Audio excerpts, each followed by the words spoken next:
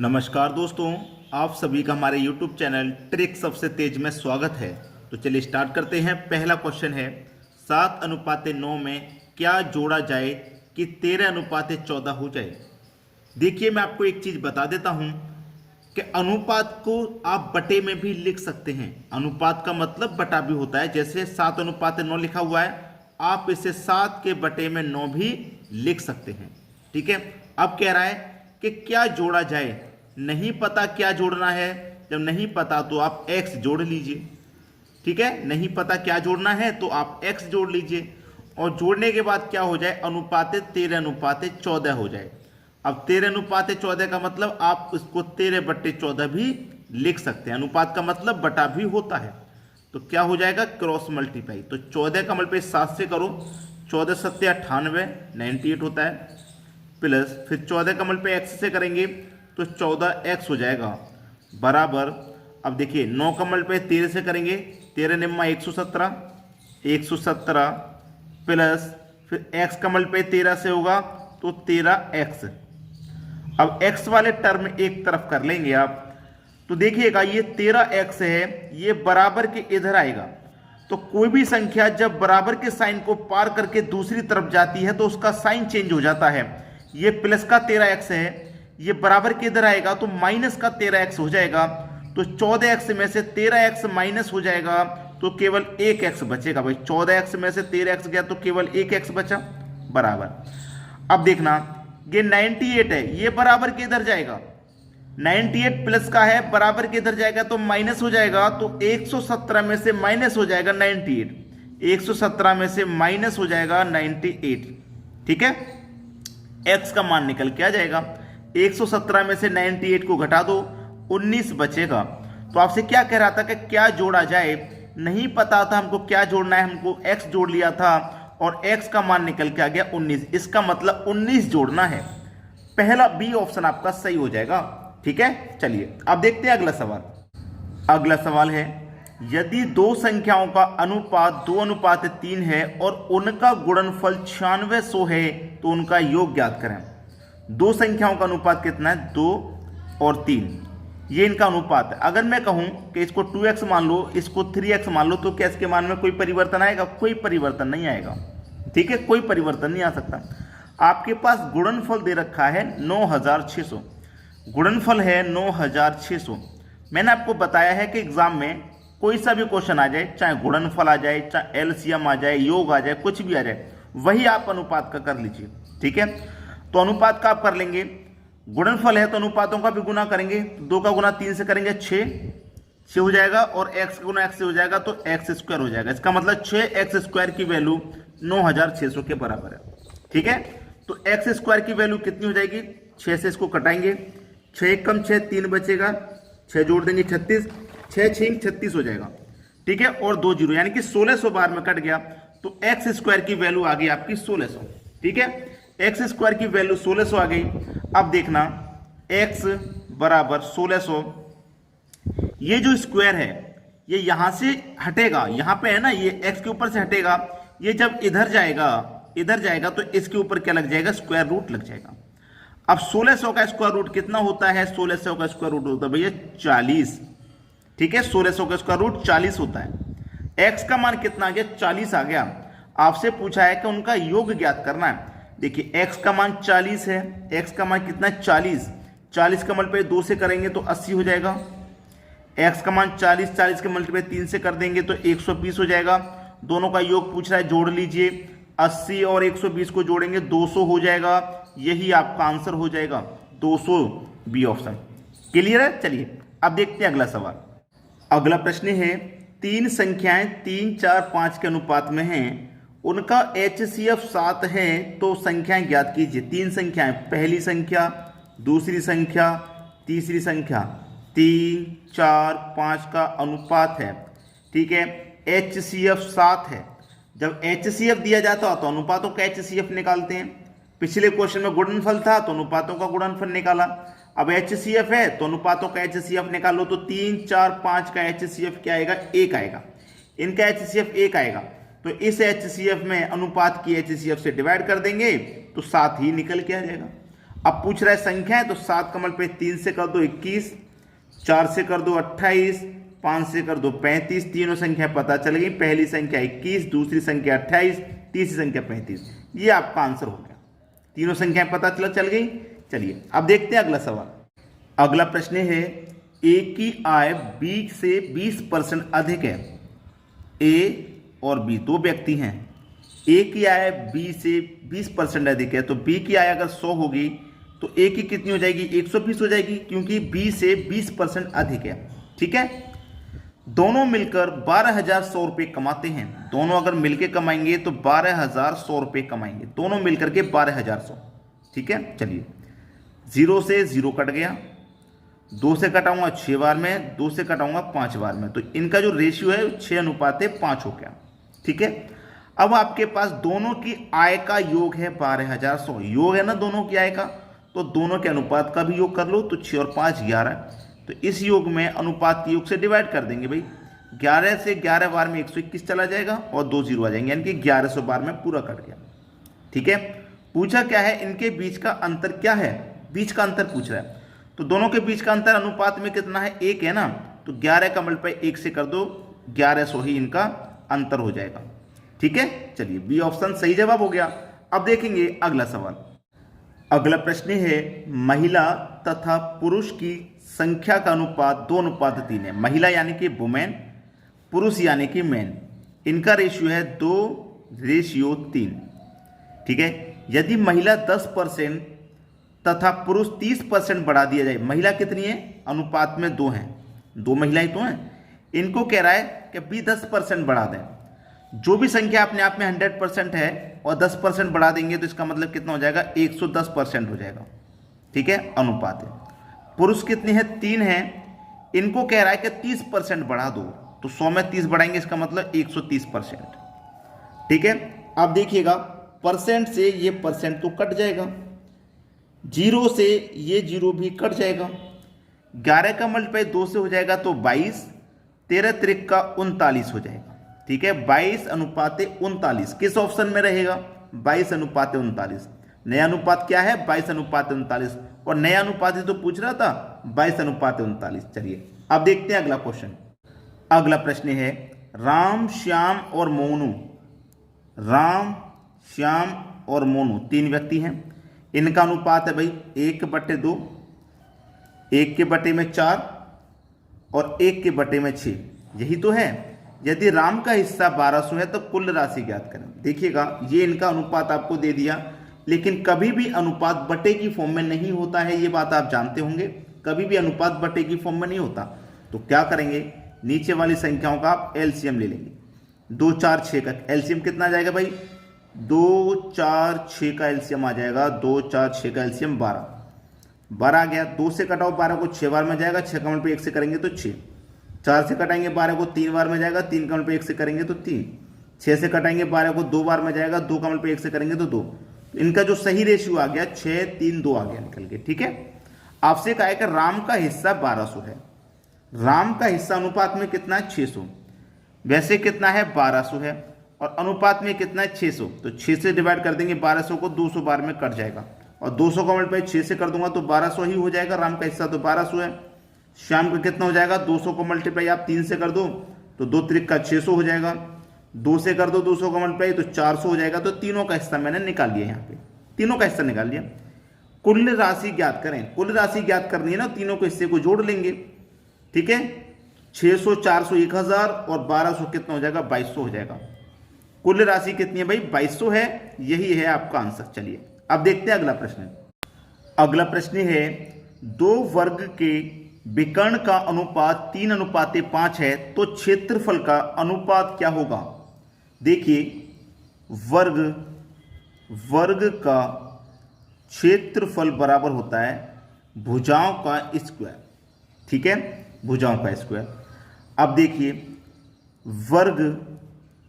वर्ग का क्षेत्रफल बराबर होता है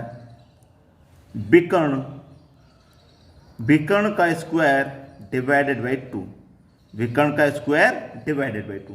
अब देखिए क्वेश्चन आसान है, तो क्षेत्रफल का अनुपात ज्ञात करें। क्षेत्रफल का हमें अनुपात पता करना है, क्या होगा? ठीक है, हमारे पास अनुपात है 3:5, यही तो दिया गया है, 3:5 हमको दिया गया है, ठीक है, 3:5।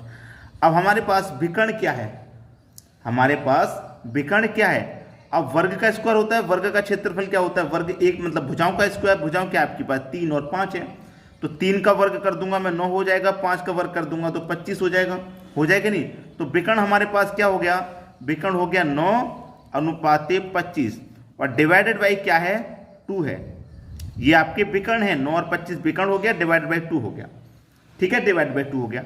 अब देखना होगा क्या, 2 से 2 कट जाएगा, अनुपात में बराबर हो या अनुपात हो तो नीचे नीचे कट जाते हैं ऊपर ऊपर, तो आपका क्या निकल के आ गया 9:25 ही निकल के आ जाएगा, यही है आपका आंसर 9:25, ठीक है। चलिए अब देखते हैं अगला सवाल। अगला सवाल है ₹1, 50 पैसे और 25 पैसे के 3 सिक्कों का अनुपात 1, 2, 3 है।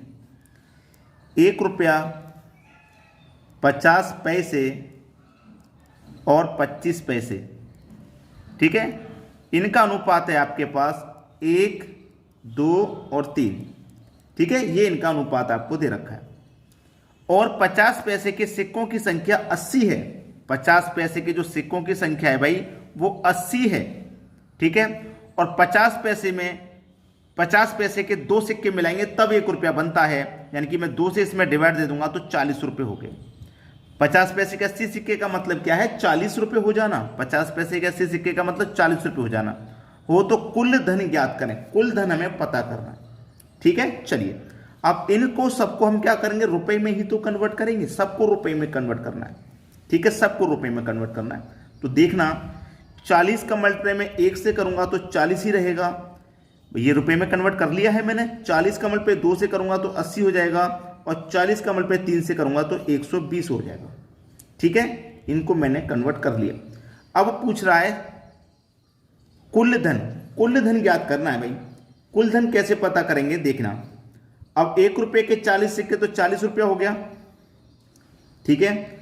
80 सिक्के, 50 पैसे के 80 सिक्के का मतलब ये भी ₹40 हो गया, ठीक है।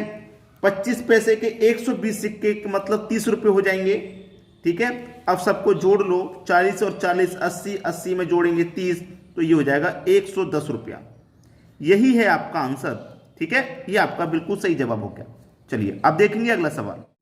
अगला प्रश्न है एक थैले में ₹110 हैं जिसमें ₹1, 50 पैसे और 25 पैसे के सिक्के का अनुपात ₹1, 50 पैसे और 25 पैसे, इसके ये दे रखा है, इनका अनुपात है आपके पास 1, 2 और 3, यही तो है इनका अनुपात, ठीक है। तो 50 पैसे के कितने सिक्के हैं, जबकि एक थैले में टोटल ₹110 हैं, टोटल ₹110 हैं एक थैले में, ठीक है, ये कहा गया एक थैले में टोटल ₹110 हैं, ठीक है, जिसमें ₹1, 50 पैसे और 25 पैसे के सिक्के हैं। तो सिक्के का अनुपात भी 1, 2, 3 है, तो 50 पैसे के सिक्के कितने हैं।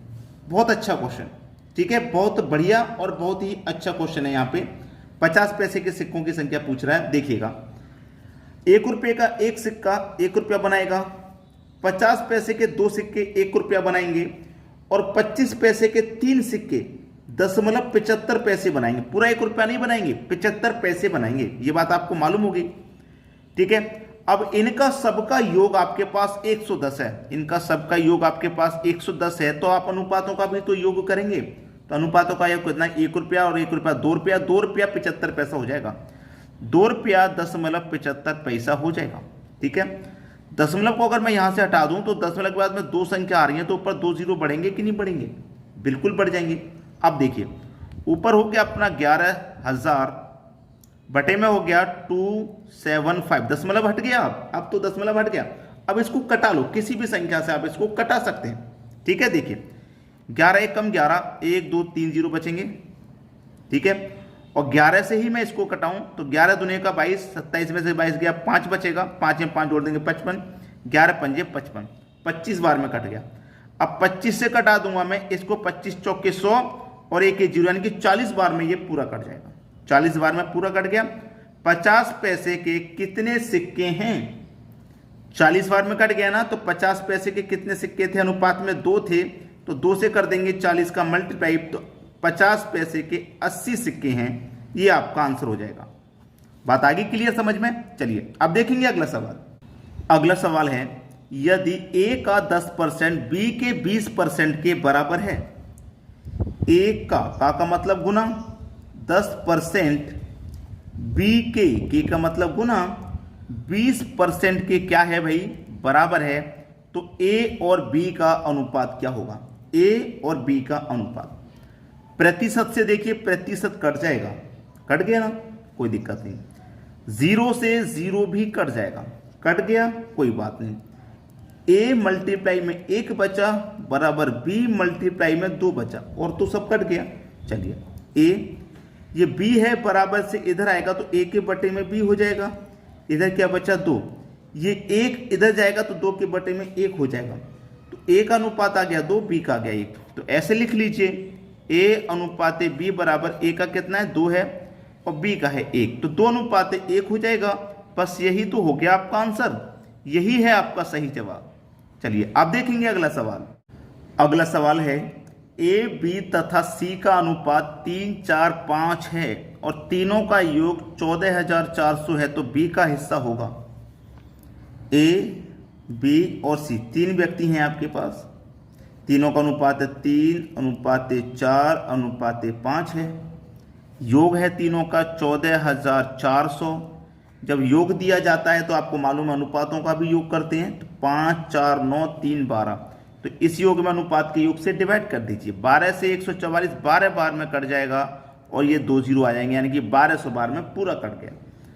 B का हिस्सा होगा, B का अनुपात में कितना है 4, तो 12 का मल्टीप्लाई 4 से कर दो, 12 चौके 48 और 2 0 और आ जाएंगे ये वाले, तो 4800 है। B का हिस्सा कितना हो गया इसमें 4800, यही है आपका आंसर। अगर C का पूछा जाए तो 1200 का मल्टीप्लाई C के अनुपात से कर दो 5 से, A का पूछा जाए तो A के अनुपात से कर दो, ठीक है। चलिए अब देखते हैं अगला क्वेश्चन।